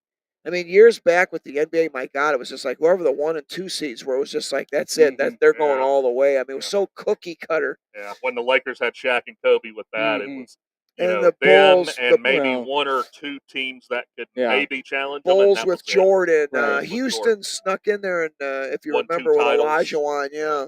Spurs. That's something I would have always liked to have seen, is that Houston team of 93 and 94, when they won back-to-back titles without Jordan playing baseball. I would have liked to have seen one of those Houston teams play Jordan, because that would have been a battle. That would have been much better than the Utah battles, even, because of the problems Olajuwon would have presented inside, especially with Vernon Maxwell on the defensive end those 2 years. That would have been a battle. I'd always like to have seen that. Yeah. So speaking of the Bulls, like I said, I was up there earlier this week for a game, and got to go down for the warm ups. A buddy of mine works for the Bulls. Okay, cool. He's so we were down on the floor level as they were warming up, and there's this guy, Carlik Jones, 6 feet, I have never seen like I've only been to a few basketball games, NBA games, and I've just never like seen it this up close what these guys can do. And They're incredibly quick. watching this guy dunk was one of the wilder things like to see in person someone just be able to jump. It looks like he's got a trampoline. Like that's to me the level of athleticism. It just blew me away seeing it, from here to there is very different than it's on TV. Shocking to me. It's incredibly quick. I went to a Golden State Orlando game down in Florida. I was just blown away by how fast Jordan Poole is. Mm, That just blew me away. I mean, this kid is just quick. yeah. So that's one of the things you don't really see on TV. Yeah, because It's I really how quick they expected are. them to be, I expected them to be huge, which they were, of course, in real life. But it was surprising to me. This dude's 6 feet, and just like him casually standing under the basket and then just jumping up and just throwing it down, Yeah. like no run up, it's just insane. There's been some short Like guys that can leap. this guy, Spud Webb, he had bunnies. Nate like, Robinson. Spud Webb, Nate Robinson, both of my heroes. As as a vertically challenged individual, if I had some heroes in the NBA, it would definitely have been those guys. Yeah, for Spud sure. Webb, It's what going a to be an legend. exciting playoff, though. Golden State is in some trouble. A lot of people think as the defending champs. Yeah, I don't see him going very got the far. Cicero kid pointing out their 9-30 road record. Worst so road record for an NBA champ in the history of the NBA That's glaring. of the 9-30, association. and I guess a lot of it maybe had to do with them losing Steph a lot of games. They didn't have their lineup. Now a lot of people would counter that and say, they're loaded now because of their lineup is healthy. But we'll see if it closed today. They're playing the Clippers. That would be a battle. I'd have to see every game of that one. That'd be something to watch there. Clippers and Warriors if it closed today. Well, anybody interested in my value bet? Nashville just went up 1-0 at home against Calgary. They're +1. They just went off at +177. Nice. Hell of a value bet. They're at home again. They aren't a must-win, but they're at home. They're at home. Carolina didn't have to make that far of a road trek. Carolina to Nashville, about 330 miles, maybe. Yeah. Raleigh, maybe Yeah. 340. Yeah. I don't know. I think Nashville, man, they're making things interesting. Buffalo's making things interesting. They lead 4-2 at Detroit in the second, Yeah. and they're kind of on the outside looking in. But they'd have to they got to go perfect 6-0, or maybe get like a 5-0-1 with pick up a couple of points in there. And they need a lot of help from Pittsburgh leads. That's someone who would have to lose for Buffalo to get in. But Pittsburgh leads 1-0 at home. So Yeah. well, looking Buffalo at and Detroit have already scored 6 goals. Oh with yeah, talk second about period. it over, If right? you got the over, you can go ahead and cash that ticket. Yeah, I was going to say Go where ahead and cash it. That's a good feeling when you got the over and they got 6 goals in the second period. I was about to know say, you is can it 6? cash out. Oh, it's sorry. Well, you're one more goal, but I would see they get there at 6.5. Yeah, Six yeah, and a they'd half. have to squeeze out the one more goal, but See now, here's who they'll get Buffalo there. is. Buffalo is clock watching, or I'm sorry, scoreboard watching. Islanders and Tampa Bay 0-0 at the end of one. The Islanders are in the they're in that 7 seed there. I'm sorry, 8 seed in the East. And that's who's Florida's right on their heels, and Florida leads. So if Florida win and an Islander loss, and you flip flop, they go 8-9, and Buffalo picks up 2 points. But look at Montreal just went up 3-1 on Washington. The screen just flashed. Toronto just went up 1-0 on Boston. So again, they want to prove they can hang with the best of them. Yeah, and maybe this is something to watch for with Boston. Could they kind of be in coasting mode, getting ready for the playoffs? Yeah. They could be looking towards that, at home against Toronto. Toronto 46-21, 46-21, Very 10. very good team. They're 6-3-1 in the last 10 too. Toronto's a very good, a well-oiled machine as well in the East, and they picked up a player by the name of O'Reilly, I believe, from the Blues. Yep. I mean, and he's a native son. He's from Toronto. I mean, he wants to do well. Native, whatever. Local boy does good. Local boy does good. He's a free agent after this year. Austin They're talking about maybe the Blues can get him back. Right? Yeah, I mean, they got Austin Matthews. Again, a 7-game series, both NHL, NBA, but even more so with the NHL. Again, you've already played a taxing 82 game season. The nuances you learn, the goaltenders, the move. I mean, just little things. Mhm. Boy, a 7 game series in the NHL, the second season. I Yeah. never. I mean, look at how many times Detroit. I mean, they just ran away with the. Back in the 90s and 2000s, the Red Wings were Yep. just. You talk Every about, year. yeah. I mean, they were just like the escapades on ice. I mean, and then what And then happened? kind of the Devils took the- over with Marty Brodeur in net. I Avalanche remember. had a little bit of Yeah, had some with success in there. Patrick Waugh. Patrick goal. Waugh and Right, but I mean, Peter Forsberg, right, the Red Wings. Joe Sakic. The Red Wings had Scotty Bowman. Yeah. This was in the '90s, but I mean, heck, they weren't going to the Cup every year. It's just so hard. It's Mhm. just the way how it's structured now with baseball too. It used to be, the best teams. You had the two best teams would get in there. East, West. Now you got the wild card, the 2 out of 3 series that just started last year. Everybody had remember everyone was just riding high on the Cardinals. They came in hot, and then here Philly took 2 games and swept the series 2 out of 3, and the season came to a crashing halt. So the way they have everything structured now, and even with like the Dodgers last year, not just the Cardinals, but just when you look around, the Yankees. Of course, they lost to Houston. Houston's up there again this year to be the odds-on favorite, but just the way they have playoffs structured, it's tough. I don't care if it's baseball, NBA, or hockey. I mean, it's hard now to go. I mean, Cleveland, they put up good numbers with pitching every year, and they get bounced out in the first, second round of the playoffs in baseball. So Yeah, the old Indians seemed to be the one team that would kind of seem like they were going to challenge maybe the great Yankee teams or maybe the great Astro teams recently, but Cleveland always gets bounced. It seems like. yeah, I mean, you gotta give when you see a team in there like the Cardinals, Cleveland. I mean, Frank Conis so he gets the most out of his players. I mean, they really didn't have a lot of offense last year, Cleveland. I don't see them having a lot of offense this year. I mean, they won 6-4 at Oakland yesterday, but still, when you see teams like that, I lean on I give kudos to the manager, the Franconas, the LaRussas. They get the most out of their talent. That's in any sport. Some guys they just like you say they work with what they have, but they get the most out of that talent, and at least they're in the playoffs every year. But Yeah, that's more than a lot of teams can say. in the NFL, I'd have to go with the Absolutely. Pittsburgh coach. I mean, Tomlin. Mike Tomlin. yeah. I mean, he's of course he had Roethlisberger, but there were some years where Roethlisberger wasn't there all 16, 17 games, and he still made the playoffs. He had competent backups. Obviously, that helps.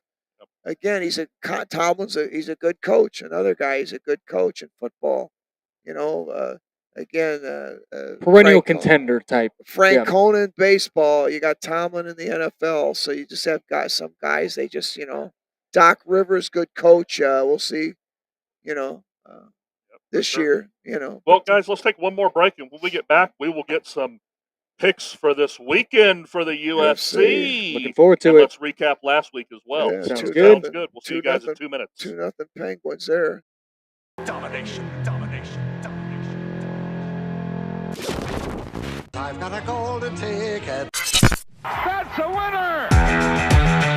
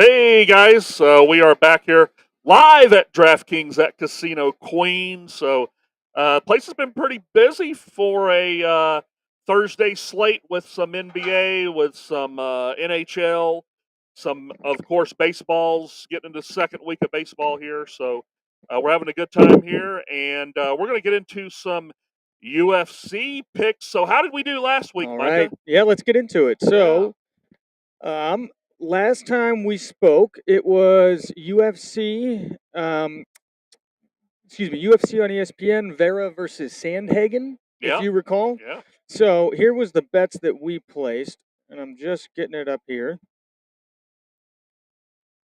somewhere. So the bets that we placed, we took Macy Barber over Andrea Lee via decision at a Yeah. minus 110. Okay. Winner. I'm sorry, That was a winner. that was a winner. Winner. Yep, we Plus hit that. minus 110. Correct. Then we took Nate Landwehr over Austin Lingo via submission, and that was a plus 800. That also hit. Wow. Plus 800. And then we took Holly Let's Holm go. over Yana Santos via decision at a minus 120, which also hit. Wow. And then finally we took Marlon Vera over Corey Sandhagen via decision. That was plus 600. That did not hit. That was the only one that did not hit. Then the other, there was another fight on the card, but that got canceled. So Manel Kep and Alex Perez, that fight we was keep canceled. hitting plus 3 for 4. 800 picks. We're gonna be okay. Yes, sir. We yes, can sir. we can miss one when you hit a plus 800. You know, and I That's should for have. sure. I should have. That's our second week in a row hitting a plus 800. Yeah. We had one the week before. That's correct. That's incredible. So, we got big fights coming up this weekend. Yep. At UFC 287 in Miami, we have Alex Pereira versus Israel, the last style bender, Adesanya. It's going to be an epic fight. This will be the third time that these two have fought. So, just for a little bit of background, Pereira and Adesanya both come from high-level kickboxing backgrounds, both world champions in kickboxing, and they actually fought years ago, and Pereira actually knocked him out. Now, up until that happened, or aside from that, Adesanya has been one of the major stars within the UFC, known for his style and his pizzazz, and just an exciting fighter. He's very personable, and so a lot of people enjoy him. But his most recent fight, this will be the rematch. Most recent fight got knocked out by Pereira. That was only the second loss of his career and the first loss at the weight that he's normally at. He went up to try and become the champ and lost at 205. So as of right now, the lines for that, and I'll get to the lines here real quick, but the lines for this main card, we got an interesting one to kick off the night with Raul Rosas Jr. at a minus 250 versus Christian Rodriguez, who's a plus 210. Now, fun fact about Rosas, he won his first fight in the UFC a few months ago at age 17. Wow. Yeah. Kid is a beast. 17. How old was the guy who was fighting? In his Couldn't 20s tell. or 30s? Older than 17. Oh, For sure, yeah. he's Older than youngest 17. youngest fighter to ever even compete within the UFC. Wow. Did he So have to get a signature from his parents? I to fight? I genuinely do Wow. believe he had to. So Wow. very exciting dude. Just Wow. turned 18. This will be I believe his second fight in the UFC. He comes in at a minus 250. This will for sure be his biggest test as of right now. He's one of these rising stars within the UFC. They love him. Just his age. He's personable. Fun to watch, but he's facing a guy in Christian Rodriguez that is going to be his biggest challenge to date for sure. So I'll get to the picks once I get through the card. But next up on the card, we have Kevin Holland coming in at a minus 240 against Santiago, and this is a tough one, Ponzinibbio. And Holland comes in at a minus 240. Ponzinibbio is a plus 200. Another great fight. I think Holland is going to dominate this one, finish it in the second round via submission. Next up, we have Rob Font versus Adrian Yanez. Now, this is one of those, Rob Font is kind of that perennial contender. This is a fight at 135. The guy is an absolute stud monster, but his most recent fight, or his second most recent fight, he took the type of damage that you just don't come back from. Oh, You okay. see it happen a lot in the fight game, but he fought a guy named Chito Vera, who was the one who we had bet on last week, the only one that missed. Fought Chito Vera and took the type, like I said, took the type of damage that is career altering. Wow, The really? type of damage that it's hard to look at, and I'll pull up a picture real quick just so you guys can have a little reference. But you see this Font is 35 years old, which again is not unusual, but after taking the kind of beating that he took against Vera, I just don't see him coming What was back the from fighter? that. So he's 35. How old's the guy that he took the beating from? How old was that guy? Cheeto's probably 28, 7. something like that, but maybe actually he might be a little bit older. I think Cheeto Vera is a little bit older. But one thing, so fun fact, if you're new to the fight game, He was 30. Yeah. yep, there you go, 30. Who did Rob Font fight? Chito Vera, Marlon Vera. Sorry, he goes by Chito. But I guess if you're new to the fight game or if you're not super experienced, any general questions that I can answer for you or the listeners about UFC in terms of weight classes, I mean how it's formatted, etc. Well, at this time, no. But Okay. no. But yeah, I'm. Do I you mean, ever obviously they do the weigh-in like boxing and Right, all that, right? right. It's very similar to that. I'm sure. which is It's a another big part of it. I've learned a from big fighting. big part of it. So we have They test for PEDs in this sport. they test Oh, do they? like crazy. really? Oh yeah, Oh, yeah. USADA. Same organization that the Olympics uses. That But do they use the masking agents? Any 60 Minutes headlines? oh, remember? absolutely. They On do. a I They would do, so say they do masking agent. I mean, do they? In other words, remember the scandal with baseball and the masking agent? These guys are taking the juice, but oh they yeah, know how to do it when they're randomly tested. They know how to handle it. So it's absolutely. probably going on at the table. The scandals that happen on the is very similar to most other sports, if not maybe more frequent. John Jones even he's got popped for PEDs for steroids and just won his second title or his I guess second weight class title I can't a remember few the months ago. bicycle guy. I can't even remember his Lance name. Armstrong. Lance Armstrong. I mean, I'm So just saying, scandal. one of the biggest fighters, biggest names in the sport, T.J. Dillashaw, got hit for the same exact drugs that the EPO. Okay. Got it, And so it makes you think that if guys are still on a regular basis getting caught or busted for PEDs, how many guys are getting away with it? Which makes you then think Right. I mean, everybody's probably doing it to a degree, or a lot of guys are doing it. There's just different ways to get around the it's about systems, keeping up and with the Jones. Yes. yep. It's at that level, like any other sport. If you can find a little bit of competitive edge, people are going to try and find ways to do it.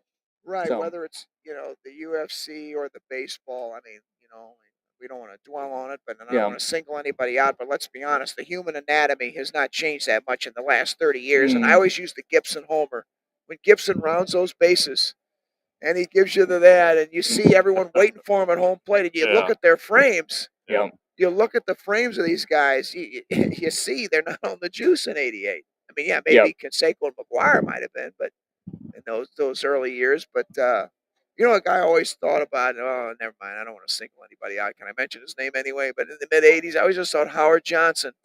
In the Hojo. I just something like he might have been one. He went from 9 homers to 38. He said, "Well, I'm working out. I'm lifting weights in the off season, and yeah. who knows? Maybe he Some was pretty on. good weights.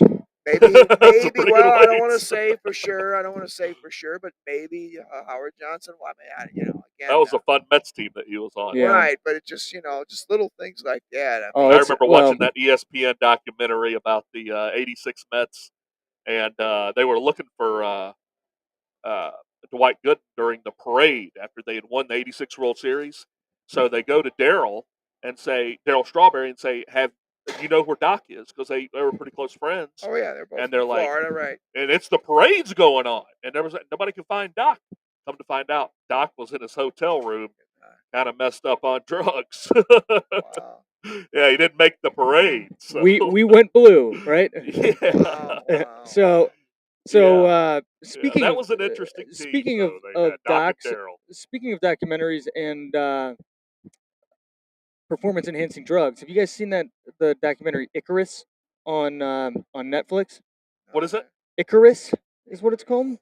It's about it's the story is a guy who is a amateur cyclist who wants to basically take PEDs Yeah. to try and be as competitive as humanly possible. And so he gets connected with this Russian scientist who did all of the Russian doping throughout the years. And in the middle of this documentary that's around him and his cycling performance, all of the stuff that's happened with Russia and the Olympics and all of that kind of thing comes out. And so he's capturing all of it. This guy flees from Russia and like comes over here. It's fascinating both about PEDs and about he literally kind of stumbles into this entire nationwide or worldwide, like going all the way up to Putin and like them sending people after this guy, and they killed like a bunch of those scientists that were running the Olympics program, like this guy's friends. Wild documentary for those of you who are interested. It's just it takes a right turn that you'll never expect. Pretty wicked. But back to the picks. I digress. Yeah. So moving up the card, we have the Rob Font, like I said, versus Adrian Yanez. Adrian Yanez, younger fighter, to me, very well-rounded, very complete. He's currently undefeated within the UFC. Just a tough dude. That's going to be a handful for Rob Font. Next up, we have Gilbert Burns versus Jorge Gamebred Masvidal. Does that ring any bells for you? Say it again. Masvidal? Jorge Masvidal? One of the Russian.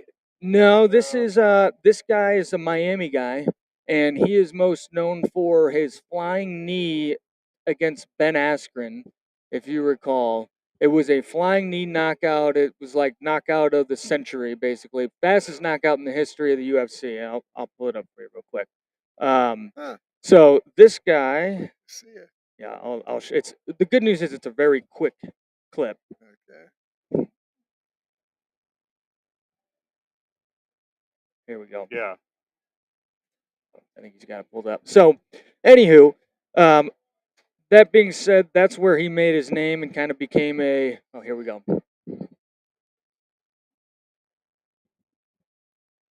Ben Askren, Missouri Tiger. Oh, really? Yep. Don't look away. Boom. Oh. Short fight. Rewind that. Look at this, guys. I'm gonna post it for Russell. Yeah, to put yeah. up We'll for have to. us. We'll have to post. Wow. Holy. If cow. you haven't I seen gotta this see that knockout, again. this Less is than must see 30 seconds. TV. You replay that one? Or? Yeah, it's Russell's gonna pull it up here. And that's where you. Look at this, guys. One of the many reasons that I don't get in that octagon. One of the many reasons he doesn't get in the octagon. You make me reconsider just about. Wow. Skip the. Yeah. Pause it.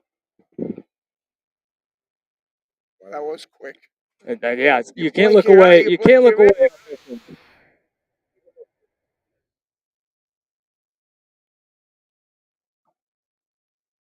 It's a quickie. Bang. The flying knee. Wow. Yeah. Oh, we didn't push the button to move it over. Hold on. Let's play it again. One more.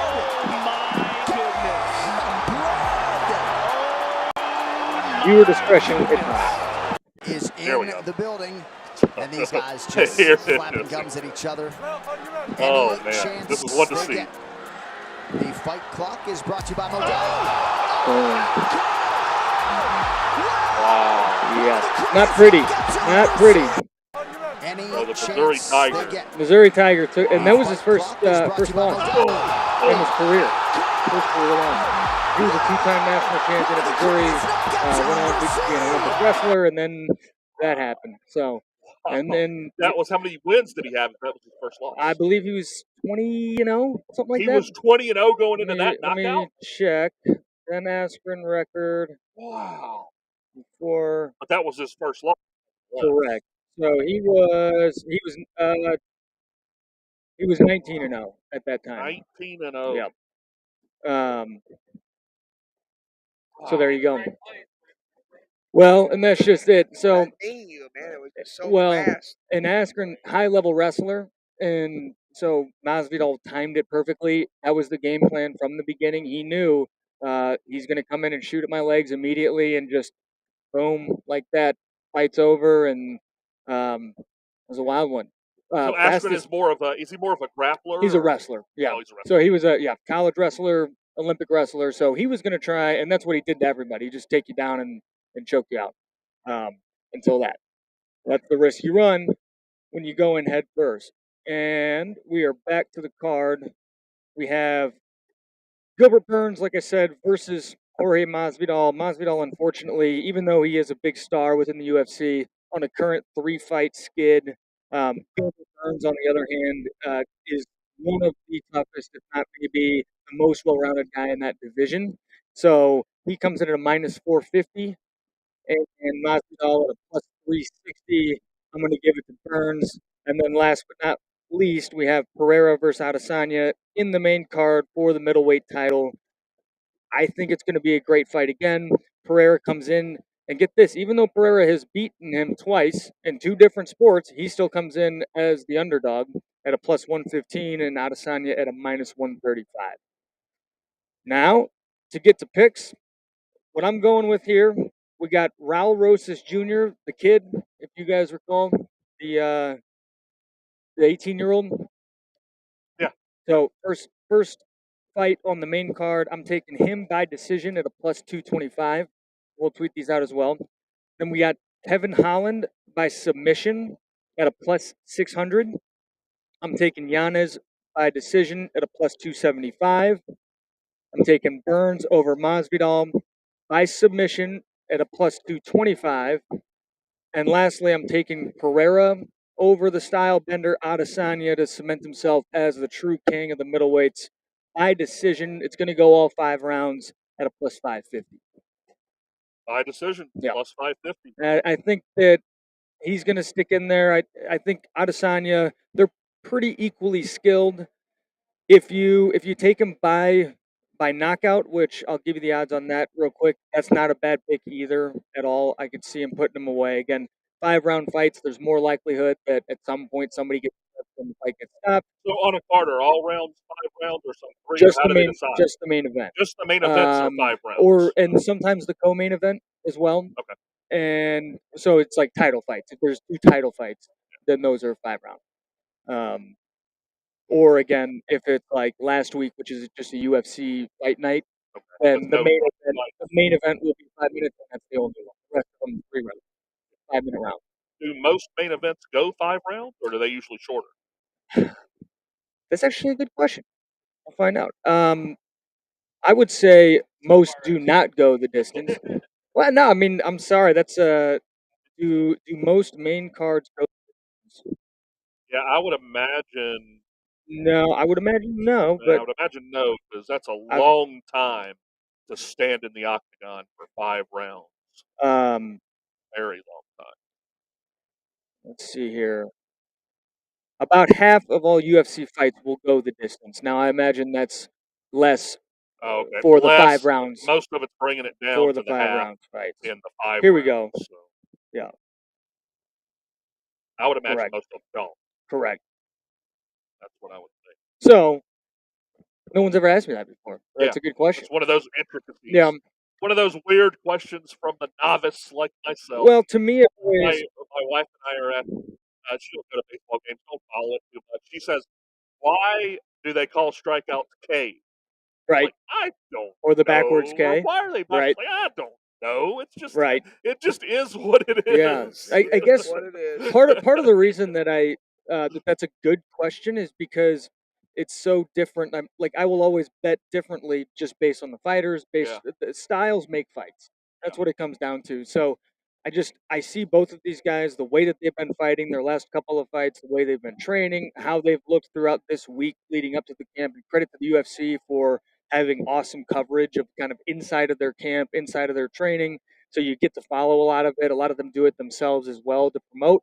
And so for me, it's like you weighing in all of these statistics. It's a lot of that, and it's also a lot of how do they stylistically match up against each other. And more times than not, that determines whether or not the fight's going to go 5 rounds, 3 rounds, or if like this guy's a 1-punch knockout dude or this guy's a whiz on the ground, then it's more likely they get that stop. And if they faced each other before Correct. on the road, Correct. Both got 30 fights under their belt. So Correct. that makes a lot to do with Correct. betting structure. Mhm. Sure.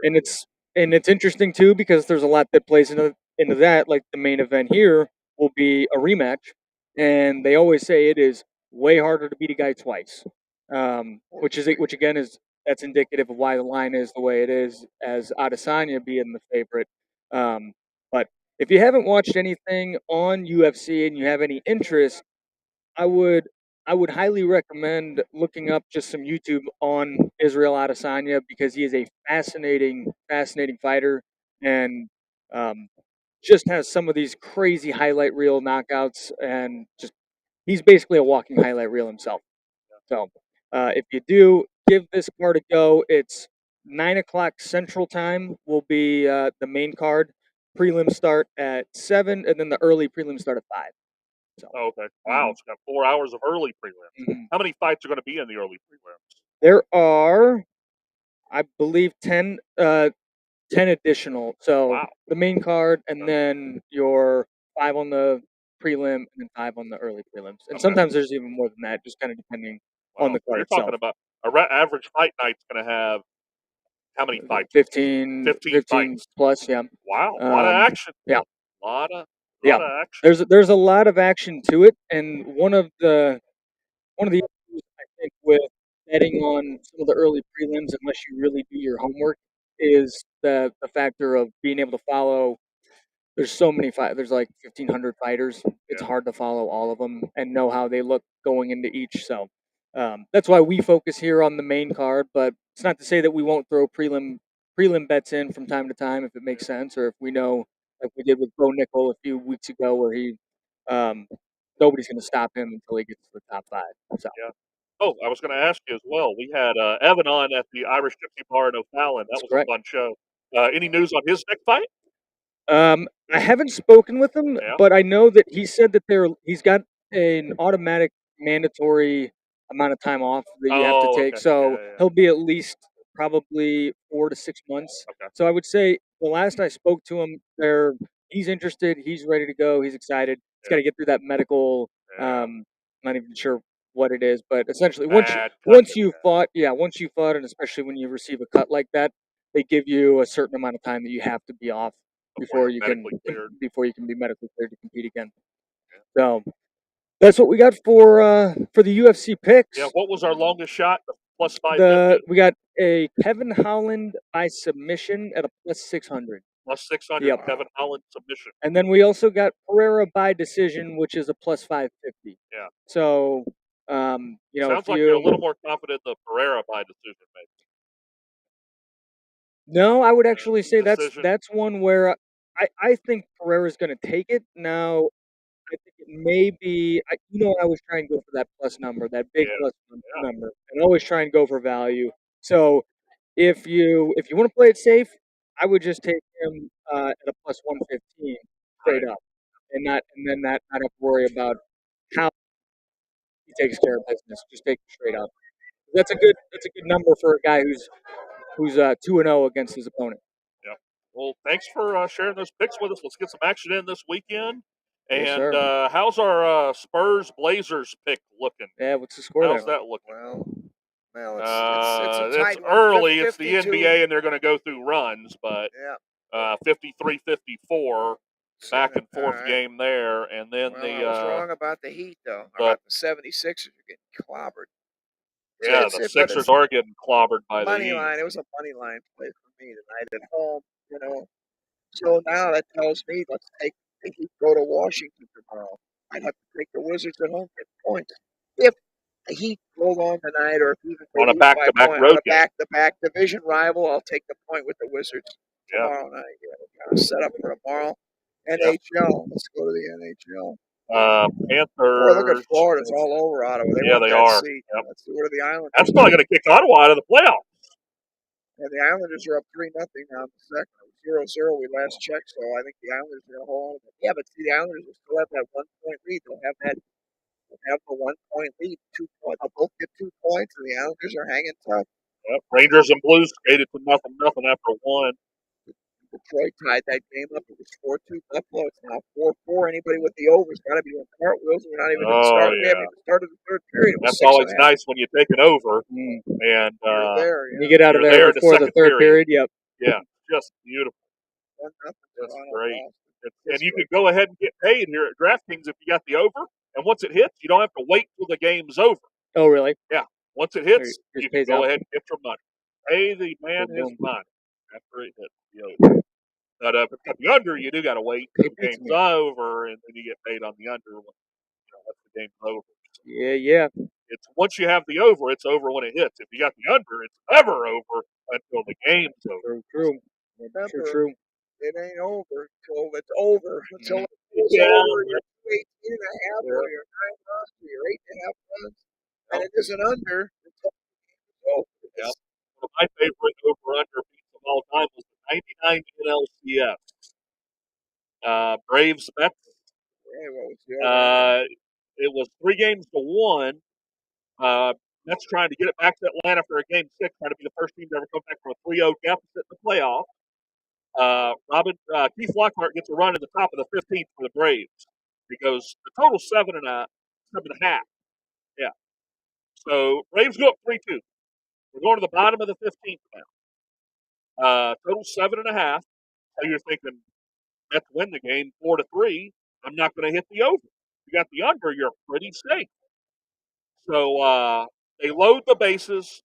Robin Ventura comes up. Bases loaded. It is now 3-3. I'm sorry, 3-3 tied. Mets have a runner on third with 1 out. So you're thinking a ground ball get you a run or a sac fly, get you 4-3, they win. Yeah. Robin Ventura hits a grand slam to end the game. So the Mets win 7-3. However, they didn't allow Ventura or the guy on first and second to cross home plate during the celebration. I remember this. Yep. The fans come on the field. They mob him. That's the The most team mobs absurd him. thing. All they needed was the guy from third to score to win the Right. game. Right. Yeah. Final bottom of the score 15th. on the official score the next morning, That is not. 4-3. That should They not change it be. to 4-3. That should not be allowed. They change it to 4-3 after the grand slam the next morning. That finished at about 2 a.m. East Coast time. Oh, Crazy finish. Well, that's all we got for today's, guys. We're out of time, so I'll go ahead and thank you guys for coming in. Nika Cicero Absolutely. Kid joining us here. Russell Side, the straw that serves the drink, guys. So he is the man. All your wagers are good ones. I hope Yep. cash Hope tickets. your wagers are good ones, guys. Yeah, But we are those out of tickets. time. Go ahead and get you a winning ticket. We already got ours.